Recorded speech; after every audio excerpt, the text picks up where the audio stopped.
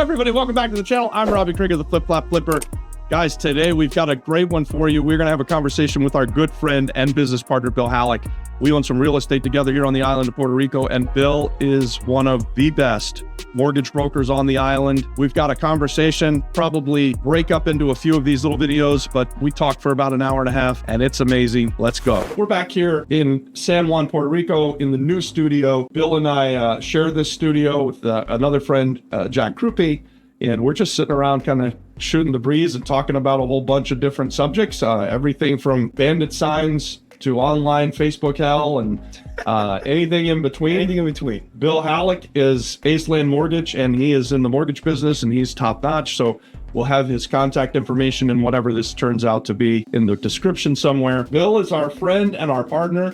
We've got a 12 unit together. We're going to do more stuff together. Yep. Hopefully we're going to get a loan one day in Puerto Rico. We're going to do it. We're cracking that code. We're going to crack that code. I think it's going to be good. So why don't we talk about a whole bunch of subjects? You guys hit the like button for us. It really helps the channel. Bill, so we were talking then about the Facebook ads and how we're at in the market, this place where 2.5 years ago, things were on fire.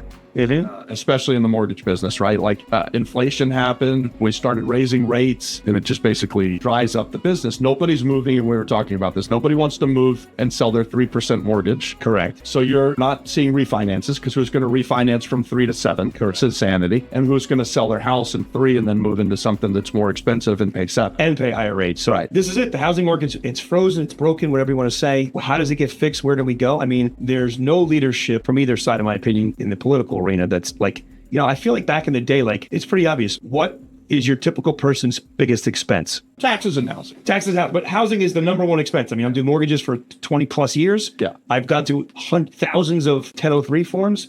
Like, I know in 5 seconds what I'm dealing with just by talking to somebody. Housing is always almost always the biggest expense. Cars usually second, and there's a bunch of other stuff. Things have changed a little bit. But the point is, you would think the politicians would wake up and go, gee, housing keeps getting out of control. Like, it's a graph. There's a meme graph going around right now. It shows like rent, and the thing just keeps going insanely high. It's everyone's most expensive cost. You would think someone would be like, we need to fix this, because guess what? If you bring that down and make it more affordable, people's moods will get better. Confidence will go up, right? Everybody's feeling like, oh, how am I going to pay for anything when my housing is super expensive? Plus food, gas, and I know they try to take energy and food out of the you know, the inflation, but this is what real people eat. And Hamburger's $20. Oh, it's crazy. I saw online recently that McDonald's is selling in parts of the country hamburgers for like $15 or $20. So now regular working class people can't afford to go to McDonald's. Right, and who's going there besides those people? You know what I mean? That's who eats there. So I think that, you know, I don't know what's going to happen. But with housing, the market itself, this is what we were talking about before. So I think this year, we're in 2024. I think toward the end of this year, rates will come down a little bit. I don't think rates are going to come down, 3, and we're not seeing that anymore. That was like, it was crazy to begin with. That was all the QE and all this other stuff and COVID. And I want to say it was an anomaly. And I think money being too cheap for too long was the problem the last time. And I think that they have to realize that there is a cost to having money. There's the thing called MMT, Modern Monetary Theory, which basically says you could like print deficits forever. None of this matters. But I think everybody's realizing like, that's the most ridiculous. Really do that. It's the most ridiculous thing we've ever heard. But a lot of countries have done this now. So you have all this printed money, and now we're seeing the inflation. Where do we go from here? If the rates come down to, let's say, 5 or 6s in 2025 for mortgage rates, like let's say high 5s, low 6s, you might start to see a little bit of that gridlock. I mean, there's still stuff happening because, right, there's people get married, people get divorced, people pass away, people have children. These things still happen, and then that sort of forces, hey, I love my 3% rate, but we just had our 3rd kid, and I can't stay in this house. Yeah, we got to go.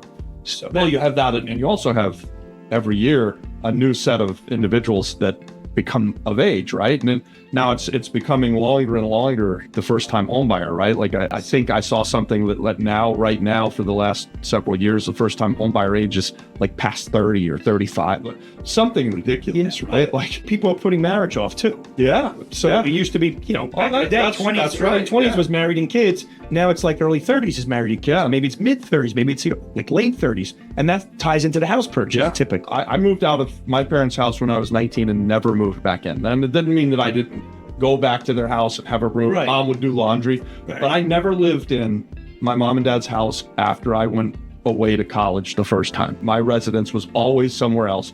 I was married at 21, had kids at 22, owned a house by 23. I mean, we just did things younger, quicker. You know, I've got a couple of college graduates living at my house in Orlando, Florida right now, and it's a different time. Look, I'm not dissing my kids. I love that we have them there, but 27 and 30, my son is now going to get married at 27, so he's he's half a decade later than I was, right?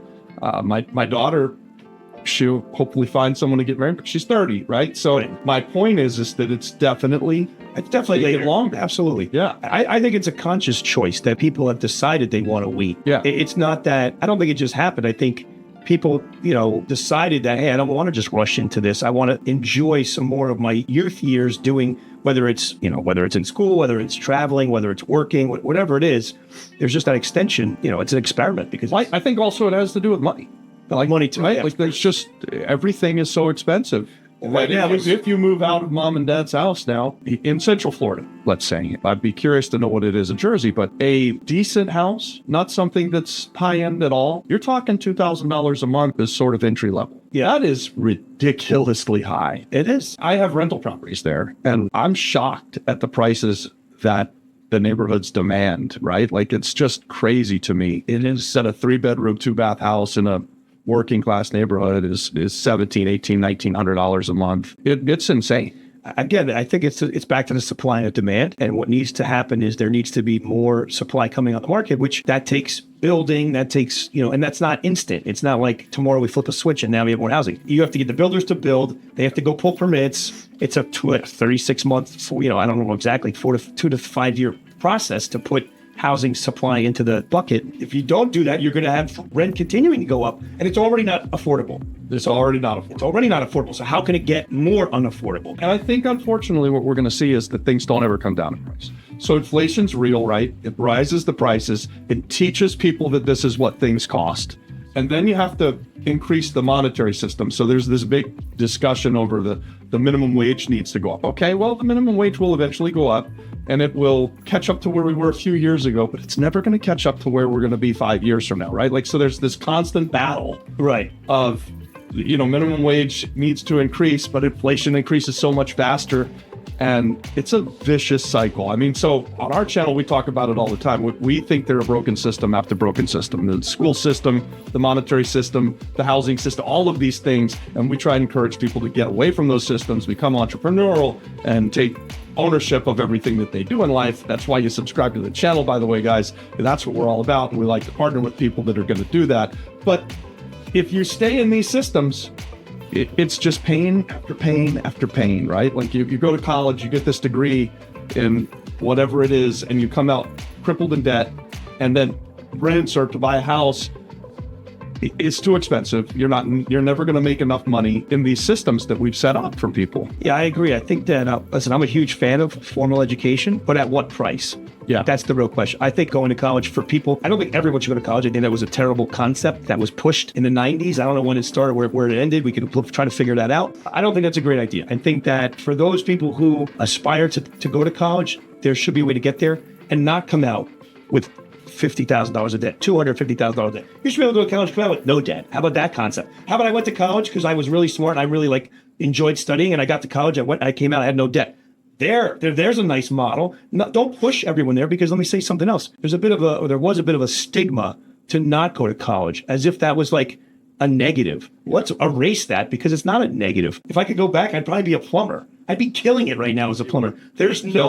Nobody went into the trades because everyone told everyone to go to college. So now you got these people who make really good tradesmen and make a fortune. Yep. And they floundered because school was never really their thing in the beginning. They're good with their hands or whatever their skill set is. Now they have some degree in something that is archaic, and they have a huge debt, and they have no skill. Whereas they could have went to some sort of a trade school, come out making literally tons of money. I mean, right now the trades are such a demand. I mean, there's no skilled workers. We pay the electricians and the plumbers and the welders, the roofers, even anybody who's skilled carpentry. My gosh, they're making so much money. I mean, if they're able to write their own ticket, right? But there's nobody is competing against them, right? Like, exactly. To find a good plumber, it's impossible. And they're always backlogged. Yeah, no pun intended. It's always clogged out there. They're always clogged. It's true though. Like you get a good one, you're just like, oh, you gotta wait three months or 3 weeks. Oh, Like, no weeks. I'm like, if I want to have a gate welded, right, and put on, it's like, hey, yeah, I can get to you 3 months from now. exactly. Like it's going to be $15,000 for that gate that used to cost you $3,000, right? Like, But no, let's keep pushing everyone to go to school. And I mean, I've read some of these articles. Some of those for-profit colleges, they're not even like real colleges. I don't want to like knock that, but they're like online stuff. They're just like made up for profit. It's like we got together. We're like, how are we going to make money? Let's make a school. We can get government money. They figured out how to get the right legal status. So now they qualify for the loans, and they just funnel these kids in, saddle them with debt. And they were just there to do it so they could make money. It wasn't like a real higher learning institution, let's call it. I personally, the way I would do it, if I could, like if in the sense they want to go to college and school would be good for that, find a way to do it for as close to zero as possible. And straight up go to community college for 2 years, work at the school. Sometimes you can work at the school and they'll pick up the set. Like whatever you got to do to walk out of there with no debt, that's the way you do it. I don't care what anybody says, because coming out of there with debt, you've just put yourself so far back. And I had no debt from undergrad from basically doing it that way. I worked during school. I mean, my parents really did help. School was not as expensive today as it was back then. I went to a state school. Yeah. So I did all those things. I went back and got a master's, and I did that all on my own dime, and it was expensive. And a lot of people in my class had their companies paying for it. And I'm self-employed, so I am the company. You're paying for it. So I'm paying for it. Now, would I do it again? It's a great question. I would say that, I mean, it was awesome. The people I met was great. I don't know on the money side. It would be a real tough call. I'd have to really think about it because I never went back into like the formal working world. Right. So this badge, what's the point? Now, the reason I did it was because in '08, my industry was crumbling. The mortgage industry was crumbling. I thought, well, if I go get the MBA, this is back when like getting an MBA still had a lot of clout. And I was thinking, well, I'd get that badge and I could go maybe work at a big bank again or something. And I could go back up the ranks without having to start at the very bottom. Yeah. So there was a strategic plan to it, but then I never left the business. I made it through that chaos. And I always wanted to do real estate mortgage and be my own. Look, I don't want to bash college. I went to college. I have the 4-year degree. I even went to grad school. I thought I loved school. Yeah, exactly. Well, it's not the love about it. I played basketball, and a lot of it got paid for by basketball. But eventually, I was an idiot and wasn't playing basketball and had to pay for the last. So I did the 4-year degree in 5 years, just under 6 years, I think. And the last 2.5 years, I actually had to pay for it. Grades got better. I actually cared about the shit more, right? So when I was a basketball player, I just played basketball. But the point is, I thought I would continue on and become an educator. And so I'm in grad school, and thank God, for some reason, I got the itch that I needed to play basketball again. So then I basically left school, got back in shape, went overseas, played professional basketball, came home, did the corporate thing for like a minute. And I say all of this to talk about the college degree thing just a minute, but I did the corporate thing for a minute and it really wasn't for me. I'm one of those guys that I was never a great student. I'm also not skilled with my hands, but I can sell. I have a good work ethic. I have some self-discipline. So I learned quickly from that first corporate job after, a 4-year degree that it wasn't for me. I didn't like being told what to do, when to do it, when I could take a break, I had a problem with that. Right. So I became an entrepreneur, thank God. And I've had ups and downs and all around, right. But I got that 4-year degree in 5 years, had very little debt. I mean, we paid for it all. I worked the whole time. I was married. I had kids by the time I got a degree. Right. So I did it. My parents didn't help at all. My dad never paid $1 towards college. Actually, I did the community college. After 3 years of school playing basketball, I went back to the community college to get the 2-year degree and then went on to the 4-year degree where I'm paying for this stuff. And it's amazing how much more dedicated I was to being a student once I started paying for this stuff. But my whole point is, I got a 4-year degree in liberal studies, which means absolutely nothing. I think other than putting it on a resume, no one's ever asked me about it. I can't point to anything that I ever learned that has helped me for a second in business and in life. I think, the fact that I did it was an accomplishment, right? But had I been like a lot of people now and gotten that same degree, but gone into debt to do it, that's would have crippled me, right? Because now you're climbing to zero. Yes. I thank God I got out with my worthless degree with no debt. So had I gotten out with $100,000 in debt, it would have been a noose around my neck. And then you would have had to take a job you didn't want because you have payments you have to make. Yeah. It changes. It really is something to be absolutely avoided. I don't want to say it at all costs, but really you cannot put yourself in that position. No matter what everyone around you is telling you. That's the problem. Everyone's like, you got to do it. it. No, you don't. You don't have to do it. I'm here to tell you, you don't have to do it. Stop listening to what everyone's telling you. If you want to do it, do it. The best way to do it is to find out how to do it for free. Absolutely. Get the degree. And I will say this too. I mean, again, times have changed, right? You were doing it married with kids in a different period of time. Most kids today that are going to college, they're not getting married yet. So they're straight young people. I think that the maturity speed has slowed down. So young people today mature slower than they did when you were coming up. Probably slower than when I was coming up. I'm a bit behind you, but people behind me are even slower. So I think that one of the benefits of college is that 4 years where the parents and the adults are away and these children are now growing into young adults. And that 4 year, they're in a playpen called college where they get to interact. It's sort of not real life yet. Yeah. I think that's where the value. Definitely not real life. Oh yeah, exactly. It's 100%. And that's where some of the value of college comes from. The undergrad college is like being a young person interacting with other young people in a quasi-fake world before you get out there, right? So, and you learn a lot. The dynamics of people, you interact with people, and there is value there because young people need time to mature. I think that's probably, if you're going to get a liberal studies degree, I'll pick on myself. Right. The only value that I'd point to about college was learning how to be social, learning how to interact with people, learning how to navigate different social settings, right? Like those are valuable skills. And there's a lot of people who come out with all they did was iPad their whole life. Yeah. And then you stick them in a room and they're just sitting in a corner like, does this guy know how to interact with other humans? Right. Yeah. So I think there is so there's some value there. If you don't get ripped off to do it. But I think it would have been better for, maybe not for me, but for someone who's starting out now, if you don't have the money to go to college and you can learn a trade like we talked about and start that 4 years earlier. I mean, I've done the research. The trades at 4 years in are making way more than the guy who gets a 4 year degree in it. Oh, absolutely. Now. And now you've got 4 years of earning, 4 years of life. You can be starting businesses. You could be owning houses. You're so much further. In those 4 years, you have such a leapfrog. It's massive. And the 4 year degrees, especially, again, picking on me, the liberal studies guy, you never catch up with that degree. At least the degree isn't going to cause you. Right. Now, go become a doctor, a lawyer, an engineer. Correct. Fine. I get it. No, there's value. And there's value even in those degrees in taking some debt because it's almost, I don't want to say it's guaranteed, but it's almost guaranteed that the returns will be big earning power. Absolutely. Yeah. I hope people know this. I mean, I hope people, what we're talking about, because if people don't know this, then wake up. Well, I'll tell you, I think it started when I was a kid that the trades were shit on. Right, like that's what I'm saying. There was still a thing called a trade school. Absolutely, high school. It went away shortly after I graduated from high school. So I was early 1990. I graduated from high school. I think trade schools effectively went away in the early 90s, and it was already being like dissed. Like I can remember being in college, or being in high school, thinking of the kids at the trade school. Those are the ones who can't cut it, and right. So they put this sort of stigma. It's ridiculous. And it's ridiculous, right? Because those kids had a different skill set and a different way. Major part of any society's interaction and growth. Yeah. You're just going to cut that out. Yeah. And what are you going to have? You're going to have this person who could be a skilled worker. He's folding T-shirts at the Gap with a 4 year degree and $300,000 in debt. Yeah. What a stupid concept. So now we don't have a mechanic. He could have been a mechanic. Now we don't have a welder. We don't have a plumber. We don't have an electrician.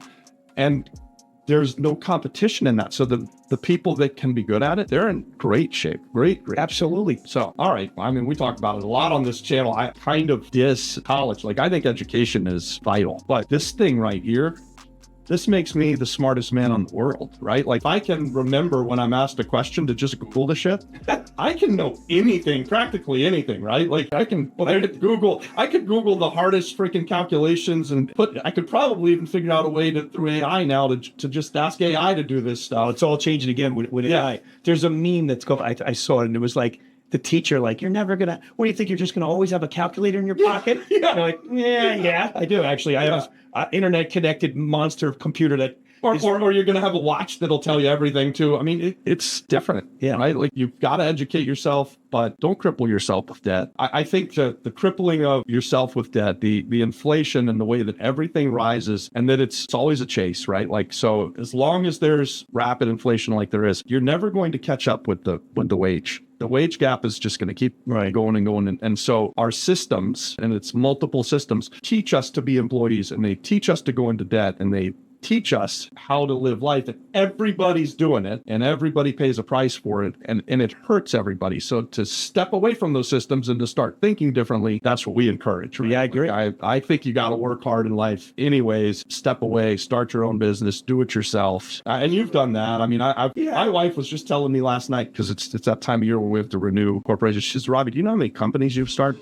She's looking online in Florida, right? And then she's like counting them up. You know, there's just like 25 companies I've started. A lot of them never made it, right? A lot of them didn't make it. Some of them made it for a period of time. Our core business has always been real estate, so it didn't really matter that we had all these companies, but I've started dozens of companies.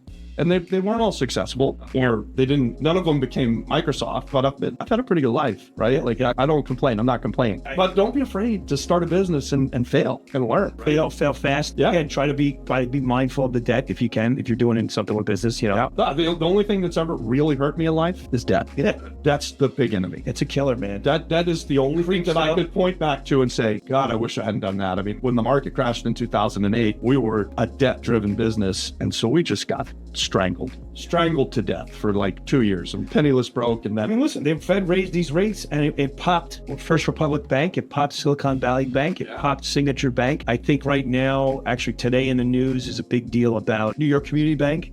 Now, the old Treasury guy, I didn't even read the article, but I saw it something like he's trying to throw them a lifeline, or he's trying to save them. And I think Flagstar's involved buying some of their debt or some of their branches or something. So, you know, debt, all these banks were exposed to debt. They had bad positions. And then when the rates went up like that, they all got, you know, got crushed. Right. When the tide goes out, you see you swimming with their... Some of them get bailed out.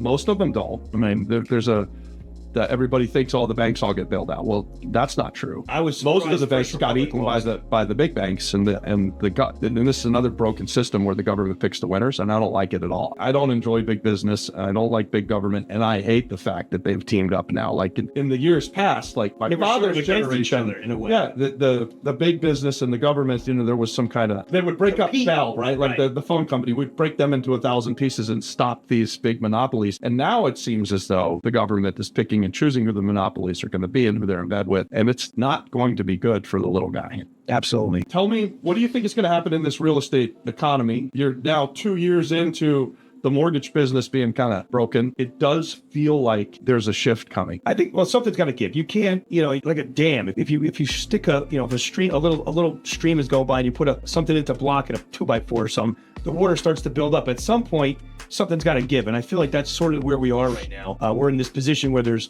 very minimal real estate transactions happening. Like if you look at I'd have to pull the numbers to really tell the exact numbers, but I have to imagine we're down 70, 80% in terms of transactions happening. So you have all these people on the sidelines, and a lot of people saying, hey, I got 3%, I'm going to die in this house. And that may or may not be true for a lot of people, because if you are in a position where you can stay in the property you're in, and you have a good rate, you may say, hey, I am going to stay here for the duration. So that's taking supply off the market. It's just a supply and demand story at the end of the day, right? For prices. Yeah. Now you have the corporate buyers who keep buying single family houses. I keep reading these articles. I haven't done the actual data dive myself, but the number of corporate purchases seems to be going up. Let's say you're a first time buyer. Now you're competing with BlackRock on this house. Well, guess what? BlackRock's, if I'm the seller of that house and let's say I just don't care and it's purely money. Yeah. And BlackRock's going to pay me more, close faster, with cash, overpay. Do I really care? Like, you're a struggling young couple, and I'll tell you what, some people care, but I have what I think is an interesting story about when all these hedge funds came into the market. I was entrenched in buying foreclosures in really all of Central Florida, several counties in Central Florida. And these hedge funds came on, and this is after the crash, and they literally were buying everything. And I remember going to it was BlackRock or Blackstone, one of the biggest hedge funds that were buying this stuff. They had a 40-foot sign in their office in Miami that said simply buy everything, right? And so me being the I'm willing to have the fight, right? So I'm there. I don't want to give up on my business. Clearly, these guys aren't going to buy everything. For a year and a half or 2 years, I cost them as much money as I possibly could. Like I made it my mission to run them up at the sale for 2 years, right? I promise I cost them millions and millions of dollars. It didn't matter. I couldn't compete with them. They had a theory that if they bought everything, it would all rise. To your point, as an individual, you have no chance. If you're bidding on the house against BlackRock's buying the house. You need to move on and go find one that they don't want. If they're not interested. And we have to do that as real estate investors, right? To figure out, okay, BlackRock wants to buy every 3-bedroom, 2-bath, 1,500 square foot black. They have their Central Florida.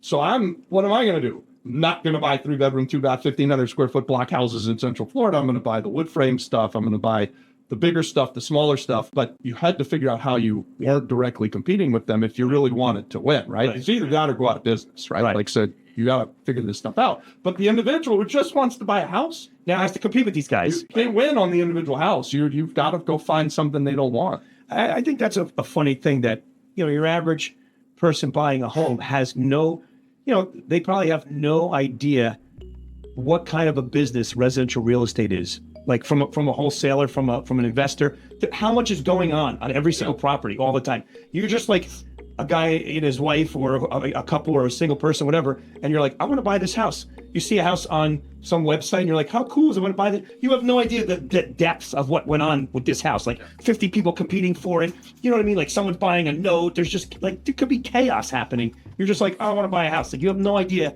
The residential buyer sees the tip of the iceberg, and there's so much happening behind, and you would never know because you're just not in that business. Why would you know that? Just like any other business, I see whatever. I have no idea what's going on behind the scenes. Again, this is where I think government can come in and say something like, "Hey guys, let's sit down and come up with a plan. Clearly, you want to buy houses. Clearly, we don't have enough houses. How about this? We'll give you an incentive. You can't buy single-family houses, but we'll give you tax breaks to build all kinds of new single homes, right? And of all the homes you build, you get to keep 20%. 80% go back into the pool for regular buyers, and you get to keep 20% with sick tax incentives to do this. Like, duh, they have the money to do anything. So they can't build all the houses. I mean, duh. Yeah. Why aren't we figuring this out? Like, shouldn't someone on TV who we've been elected should be telling us this? Like, but no, this is, here we are. I think the problems that government tries to solve now are what's going on in other parts of the world rather than focusing on housing. We have a housing shortage. That's why everything is so expensive. No one's talking about it. Yeah. And one of the guys who's running, he's notorious. He's a real estate guy. Thank you. All he has to do is focus on that. I mean, I think, because of the position the country's in right now, he's got a pretty good chance of, based on what's happening, whatever, whether you like him or don't like him, we'll see what happens in November. But if I were him and if I were in his camp, that's all you'd have to talk about. Yeah. Hey, this is what I do. I'm going to fix that. It's the most expensive thing everyone has. We just talked about it. Wait, this guy's going to fix the thing I pay the most every month? Yeah. I think I'm going to, whether it's him or the other side, whoever came with that, I'm talking about nonsense. Unfortunately, right now, I think that, at least on the micro level, the smaller stuff, the smaller cities, they're impeding or they're holding back this investment that needs to happen without incentives or anything. They're just kind of making it harder to get permits. They're specifically here in Puerto Rico, right? Like we have a massive housing shortage, and over the last 6 years, it's become 1,000% harder to get a permit to build something or to renovate something. Again, the perfect example of leadership failing, right? So the top should say they should be having a meeting like with all their administrative bureaucrats and saying, make it easy. Put a smile on your face. Right. When these folks come in, help them. Don't block and impede. And they do not. Shift your position. Help these people. But maybe that's why I said I think government used to try and fix that stuff. Now it's just become this big bureaucracy, and all they want is power.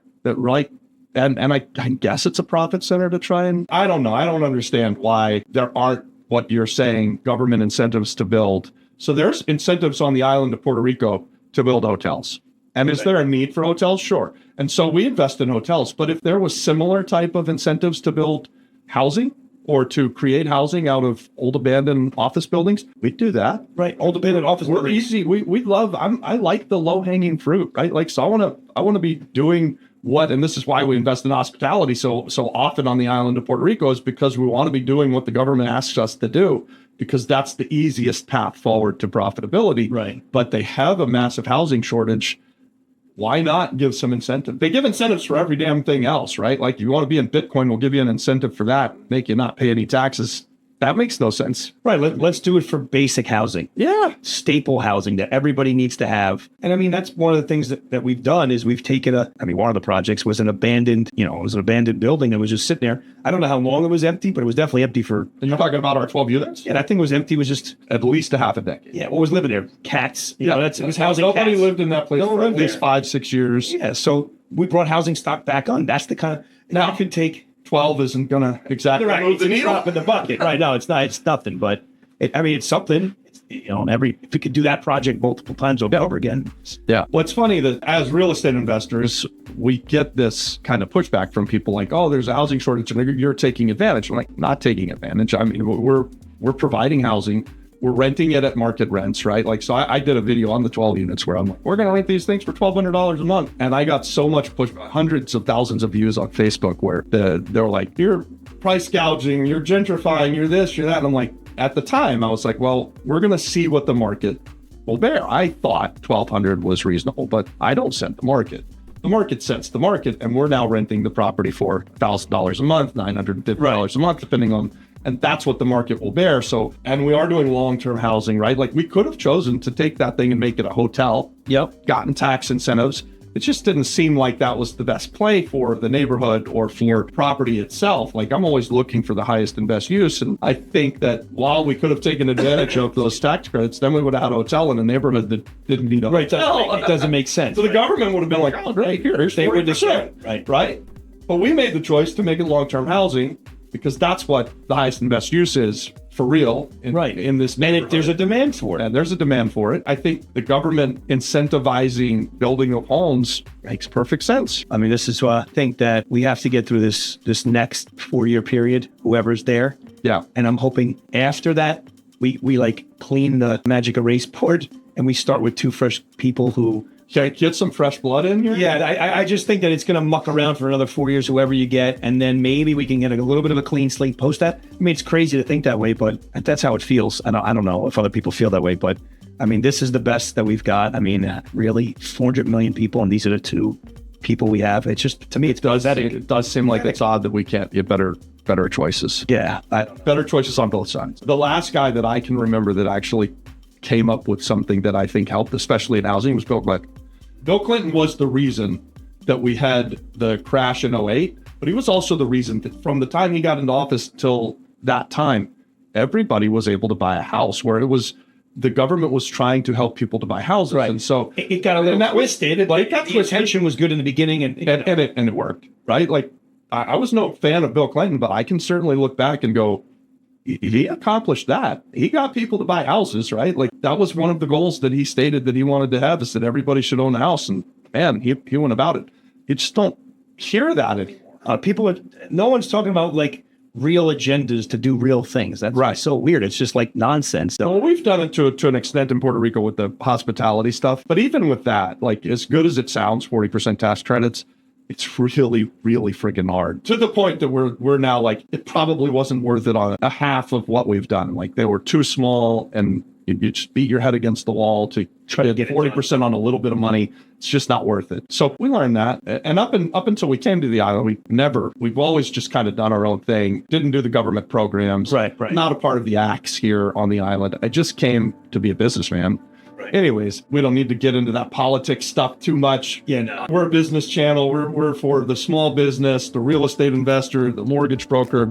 We highly encourage people to be in business for themselves. So hopefully that's what our conversations will be about. It's so easy to go down these rabbit holes. But I think my point was, I don't care who wins or loses. I mean, I'm going to vote for the one that I think most aligns with what I want. But if he loses, it's not the end of the world for me. Life's going to go on. Right. We're going to be fine, because what I can control, my business. I can control my business. And if my business is going well for me, I continue with it. If I need to shift, I can shift quickly. Mm-hmm. If everything changes tomorrow, I can move back to Florida, or I could, there's things that I can do. I have choices. Right. Luckily, I've been in business a long time, and we've got a track record of success. So we can absorb and roll with the punches. It's funny when you get up and work every single day, like things happen, right? Like that's the secret. People don't, how did you do it? Like we also have a real estate company as well, a traditional brokerage up in New Jersey. And there's a mini team forming in the company, like a couple of young guys come together. And then like one of the guys is like, I don't know if he was complaining or what was going on, but it's like, well, where was that guy? Every video I see, he's in the gym recording himself, like doing something in the gym. I'm like, well, you have 2 choices. You have a choice to make. You can either look like Arnold Schwarzenegger and be broke, or you can like go and do your job that you want to do. And I don't really follow the guy's schedule. So I have no idea. He could just be posting a bunch of videos and whatever. The point of the story I'm trying to make is don't complain if you're not putting in the effort, right? You have to put in the effort on a daily basis every single day because, moving the football down the field, it's a day-by-day thing. Every single day, you got to move that thing a little bit more. And all of a sudden, things happen. I know in my business, you have superstars, right? Like, so you employ some people, and you will probably resonate with this, but you have a bunch of people that work with you, work for you, that do very little, that cost you a lot of time, effort, and money. And then you have one or two people that don't cost you a lot of time, effort, and money, and they make you everything, right? Like, so my one that I would point to is this girl, Maritza, who literally showed up in our office and said, "Can I have a job?" And we're like, "No, we don't have a place." And she started coming to work with someone else who was already working with us and just sitting next to her at the desk. And eventually, it was clear Maritza's doing everything, right? And so we worked with her for 15 or 20 years. We made millions of dollars together. She was a waitress, right? But her thing was she would come in the morning and she would stay until she had done something to make some money.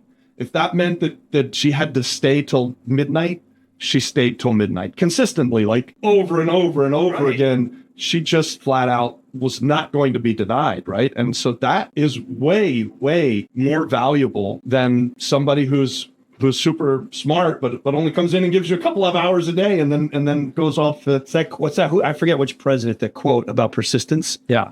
That, no matter what it is, no matter what, it's not the smart guy, it's not the dumb guy, it's the persistent person who keeps going and keeps going. Yeah. Tenacious, grit, I don't know what other. Yeah, I think that's right. I'm going to use the football analogy, to move the football.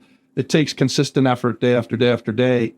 And sometimes, sure, you're doing this day after day after day and it's not moving at all. And then you have one day where it moves a lot. Yes. And then you keep going. Right? Yeah, it may not be consistent moving every single day. But the things you're doing, even if you don't feel it, you're putting into it. And then it pops and it jumps a big piece. That's absolutely true. Hopefully, Don and I may be having that right now, right? Like, so we've bought some things. We're trying to renovate them. To your point a minute ago, it's a lot of work behind the scenes, right? Like, so eventually we're going to have these properties. They're going to be fixed up and beautiful, and we're going to sell them or we're going to rent them. And people that are going to buy them or are going to move into them will never know that for a year and a half, we had to fight like hell to get permits. We had to find the money. We had to go and hire the people. Then we had to fire the people who didn't. Because they didn't do it. They were supposed to find the new people and replace the old people who you thought would do it the first time. Yeah, and then you have this just grind, right? It's just a complete grind. Right. We're not making any money. It's all outflow. You're experiencing this. I know we were talking about this before we turned on the camera. You're experiencing this in New Jersey, right? Like, so you have this grind going, and I'm hoping that eventually we're going to get to a point and the floodgates are going to open, and then we're going to the football's going to move a great deal. Absolutely. But in the meantime, you got 12 hours a day, 6 days a week is normal. And sometimes it's 17 hours a day if you need it to be, I mean, people think things are easy. They see the video or all the people standing in front of a Ferrari. It's like, oh my God, I can't take it. All these ads, look at me. And it's just like, I scroll through my whatever. I'm like, oh my God, another one of these. It's like, I hope that those guys are making it as easy as they make it look, right? Like, for me, that hasn't been my experience. Like, it's always been a grind for me. Like, I don't get me wrong. I'm not complaining. I live a good life. I enjoy it. Listen, and I like. Sometimes it would be boring if it was too easy. That's true. It's some of the rewards is because it's a challenge. But these guys who it looks like it's just so easy, and I'm sure that people look at me and I'm consistently putting myself in a place where I can be. Exactly. Well, they say luck is when hard work meets opportunity, something like that. Yeah, and that's what it is. Like, it's not like you're sitting home watching Netflix all day and all this is happening around you. Yeah. You know what I mean? Like, you're out grinding every single day, working, doing what you have to do. And that's why magic is happening later on, because you're putting in the effort, right? It's for anybody.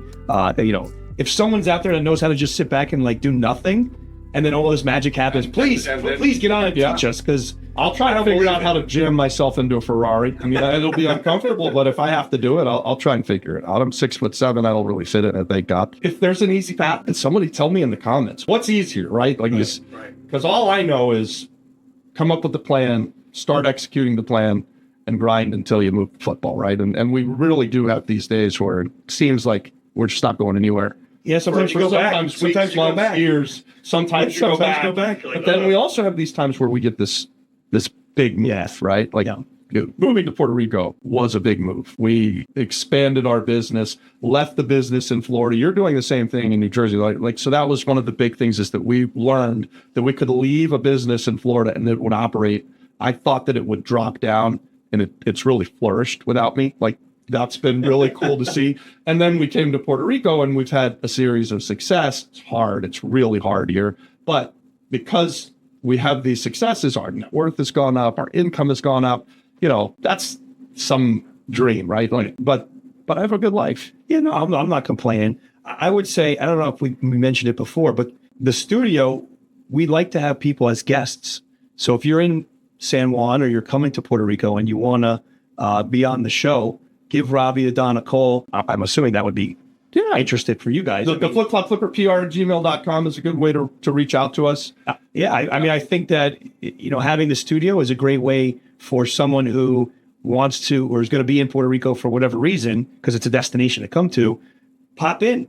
Let's have a conversation. Let's have a discussion on real estate. Let's talk about mortgages, activity, business, tech. I'm big on tech, improving efficiencies in the business. Yeah. What can we do? What systems can we implement to make things better, faster? I mean, I've read all these books, the E-Myth. Are you familiar with EOS traction? Did you? Yeah, I've read the EOS. Yeah, it's pretty good stuff. Yeah. So right seat, right person. That absolutely.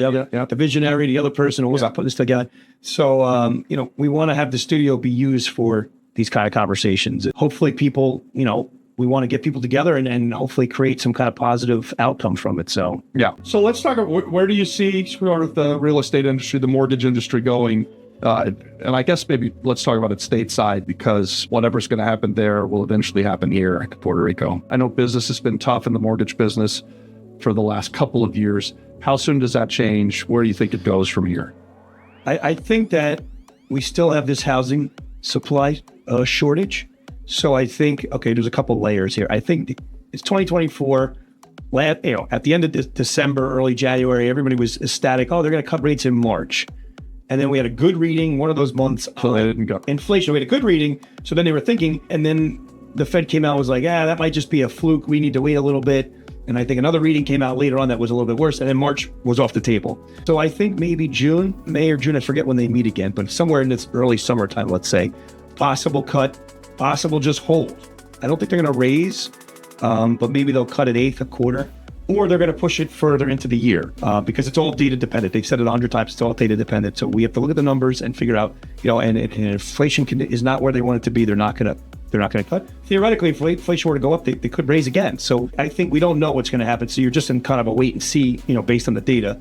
But let's just make some guesstimates. So let's fast forward to the end of the year. Some point toward the end of the year, I think the Fed will cut rates maybe a little bit, an eighth, a quarter, something to that effect, maybe a half even. I don't know. So now, that happens. But with housing itself, there's still not enough supply. So I was just at we just had an event, and the speaker's name is Kyle Kovats, and he has a real estate school in New Jersey, and really sharp guy, knows his stuff, knows his numbers. And I'm paraphrasing some of what he's talking about, but he was looking at permits. Permits are a leading indicator of what's going to go on. So you pull permits. Like housing starts. Right, exactly. Housing permits, excuse me.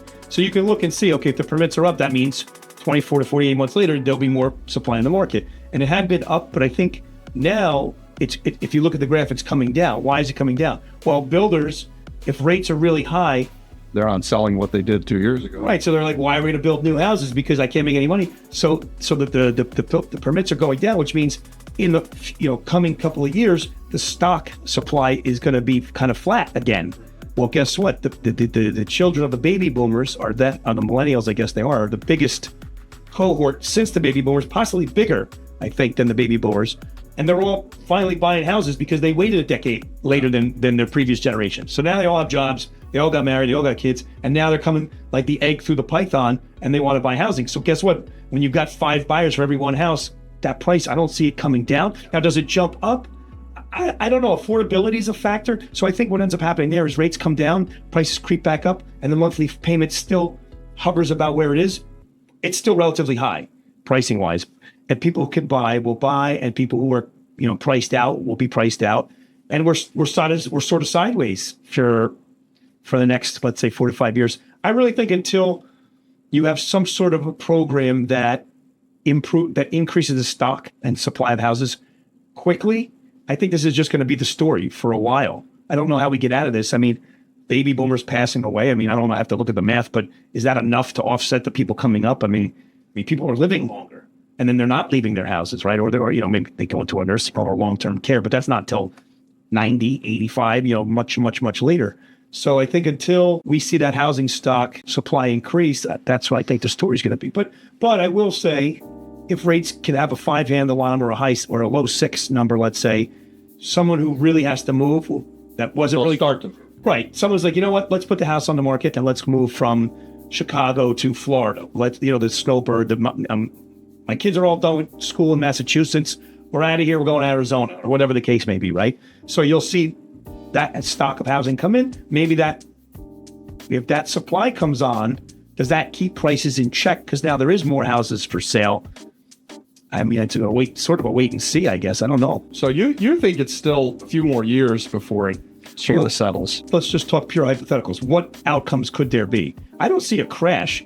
I mean, now I will always put an asterisk next to that and say, this is what they told me when I was 22 years old, working at Chase. Oh, there's not going to be a crash. Housing always goes up. And then a year later, I was like, I thought the quants said that this would never happen. And it was like, the world is ending. Yeah. So I'll never say there's never going to be a crash because I don't think anybody really knows. And I think, you know, macro factors like war and all these other things that who knows what could happen globally can change everything. So I put an asterisk that you never know. But based on like regular what we're talking about, where is this magic crash that was supposed to happen so many times? Like how many scrolls did I see? The housing crash is coming. And I'm like, I've been wrong for years now. Like I thought we were going into recession. I thought the inflation was going to crush the market. I thought COVID was going to. There's just been a series of things where I'm like, okay, this is going to be really bad. Now this one. But somehow it'll just be this slow going. It'll just be this. It has gotten worse, right? Yeah. Like so, it's definitely harder to buy a house now. Harder to less people can qualify. Harder to find a good deal if there's a real estate investor. All of those things are harder right now, but they still happen. But it seems to me like the crash never came. Like we never had this real bad recession type of thing that I thought was going to happen over the last. I thought probably it's like 2020 that for every year for the last 3 or 4 years I thought, oh, this is the year it's going to really be bad. And it's been kind of worse than it was before, but it never got really bad. Right. And then now I'll say this: feels like we're going to have a soft landing. So you guys write it down. Probably all fall apart and crash. Right, exactly. So it feels one way, and then all of a sudden the next thing happens. So, you know, it's hard to say what I think's going to happen, but I think it's just going to be this like slower, you know, not as many transactions. But there is pent up. There is 2 years of like almost nothing happening. So there might be a little bit of a bump, and then it kind of cools back to a. Yep. Maybe we're here. We get a little bit of an activity bump, and then we land just above that level. So it's still not way up here, but it's a little better than it's been this year and maybe last year. You know, we'll have to see. It's just higher priced everything. I mean, yeah, it doesn't look like it's going away. Well, and hopefully there's something that happens where there's some more supply put in the market. And I think if they lower rates a little bit, the builders will build again. Right. So they could do incentives. They could do it. And then builders might say that the rate doesn't really matter because if I have some kind of incentive to build, like it can offset that. And now these builders can build because, and again, this is what we talked about. They got to add supply to the housing market because if you can do that, you can bring these prices down. I believe that that's the solution, right? Like everybody is freaking out about the fact that rents have doubled in the last 3 or 4 years. And really what needs to happen is that you need more houses for rent. You need more houses for sale in order for this to come down. Otherwise, it can't come down, right? We will never have cheaper housing tomorrow than we do today without, you know, a whole bunch of people dying or more housing coming on the market. Correct. So that's what I think. That's what I think where we're at, where we're going. I mean, I will say there are a couple other things happening in the mortgage side. So debt consolidation is more prevalent than it was because people have been living on credit cards and having so expensive. So they look at their 3-handle mortgage and they say, I don't want to touch that. But then you have to stop and think for a minute. If you've got $20, $30, $40, $50,000, $100,000 worth of credit card debt at 24, 29, 999. Yeah. Now 8% is not bad. Now you're going, yeah, if I do an 8% rate or 6.5 or whatever the number is, yeah. When it's genuinely mathematically better. Like when you do the math, you're like, I mean, we had one guy we just closed on one of my loan officers.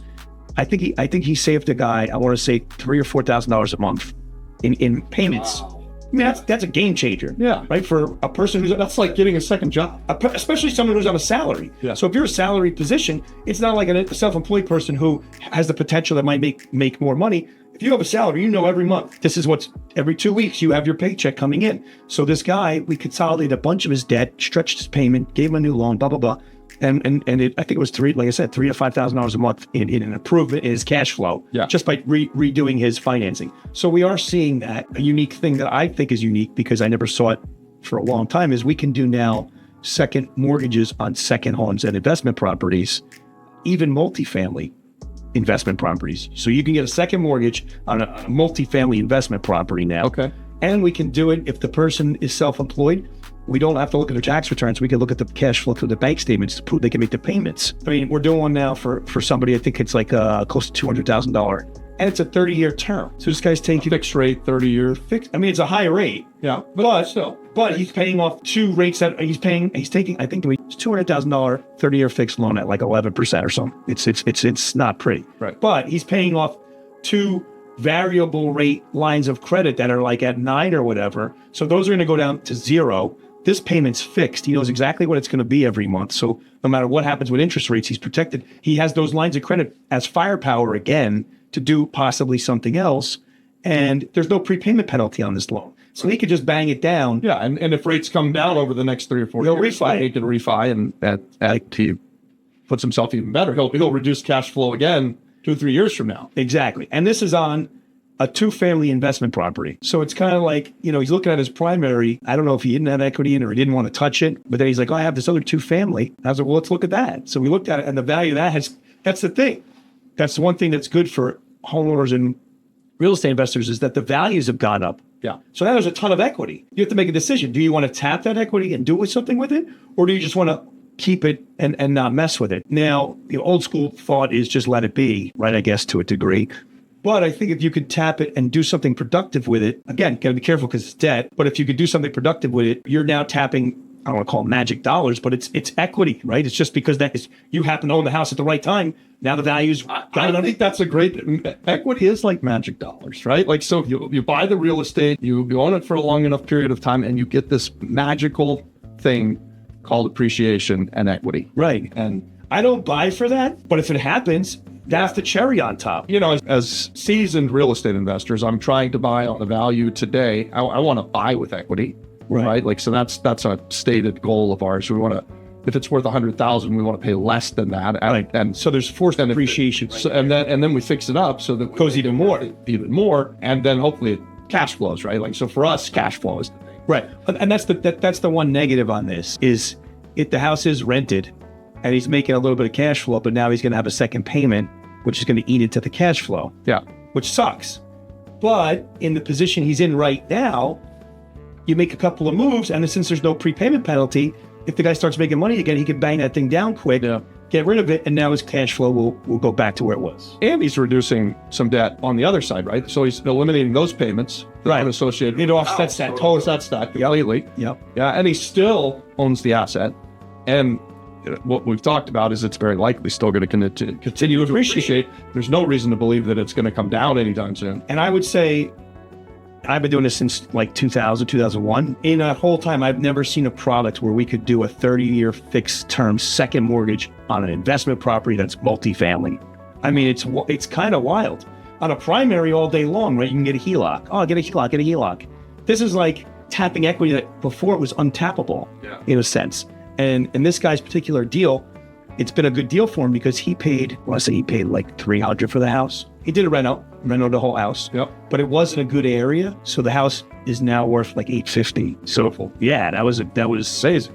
So what I'm hearing from this though is you're able to talk to people, figure out what their issues are, and then think outside of the box and come up with and now you've got some new programs that didn't exist before. So anybody who's out there that's experiencing these cash flow crunches, like you've been living on the credit card debt for the last 2 or 3 years, and that's what a lot of people have done. That's hard to get. Has gone through the roof, right? Like, so if somebody has equity in their house or equity in a rental house, they could come to Islam Mortgage. You could find a loan for them that's going to eliminate those 28, 29% credit card debt and get them a fixed rate 30-year, even on an investment property. Yes. This is huge, guys. You really should be thinking about.